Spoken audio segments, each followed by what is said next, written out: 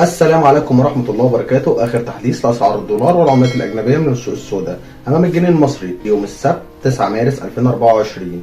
كما ذكرت مواقع التواصل الاجتماعي، سجل اليورو شراء 56 جنيه و80 قرش، بيع 57 جنيه و75 قرش. الجنيه الاسترليني شراء 60 جنيه و60 قرش، بيع 65 جنيه و65 قرش. الدرهم الإماراتي شراء 12 جنيه و10 قروش، بيع 12 جنيه و35 قرش. الدينار الكويتي شراء 146 جنيه و5 قروش، بيع 148 جنيه و95 قرش.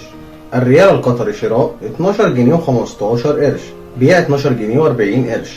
الريال السعودي شراء 13 جنيه و25 قرش، بيع 13 جنيه و60 قرش. الدولار شراء 50 جنيه و91 قرش، بيع 51 جنيه و76 قرش. وأسعار الدولار في البنوك المصرية: شراء 49 جنيه و50 قرش، بيع 49 جنيه و60 قرش. لو انت مهتم باسعار العملات ما تنساش لايك الفيديو واشتراك في القناه وفعل زر الجرس عشان يوصلك كل جديد.